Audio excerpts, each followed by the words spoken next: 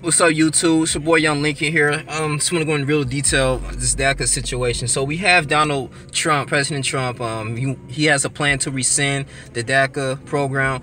Those you don't know, DACA's acronym stands for Deferred Action for Childhood Arrival. Yeah, Deferred Action for Childhood Arrival, and it's pretty much, it was actually established during the Obama administration in 2012.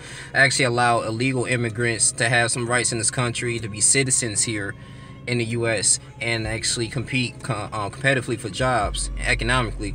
And most of the people, this like about 800,000, I want to say, people that was in that program, and it kind of helped them, like I said, go to school in the Americas and actually set up businesses and provide for their families, you know what I'm saying? So despite that they had a green card and they was coming from a different country, now Donald Trump, you know, his whole political agenda, if you guys didn't pay attention, all he wants to do is, like, he want to get rid of the immigrants. You know, he want to have this ideology of making America great again.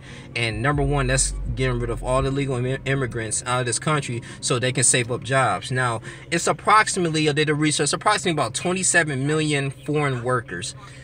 So, you know, that'll be, if he rescind this program, there'll be 27 million, will be millions of jobs actually available. But at the same time, the U.S. corporations that have these foreign workers, like landscaping and, you know, plumbing, a lot of these trades, you know, some hospitals, they're going to be suffering. They're going to be losing a lot of money. You know, they're going to be like taxed a lot, and they might lose approximately $80 billion in tax revenue over the next decade. So that's a huge issue. So in the White House, they really pretty much like pressing on this. Like, you know, Donald Trump, like, what are you doing? Like, don't do this. Like, you really repealing something that's really in need. So, you know, I'm not an illegal immigrant. Like, I can kind of, like, I won't say I can care less about this, but it really gives your eye open. Like, man, like, these are the people that actually put him in office. You know what I'm saying? That actually trusted him.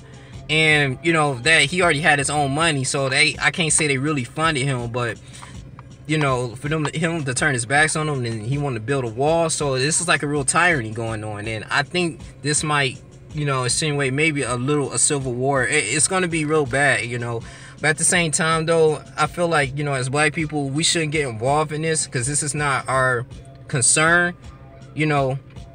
I mean, because Mexicans, I mean, they're already prejudiced against black people for the most part. So, I mean, but I understand that this is all in one.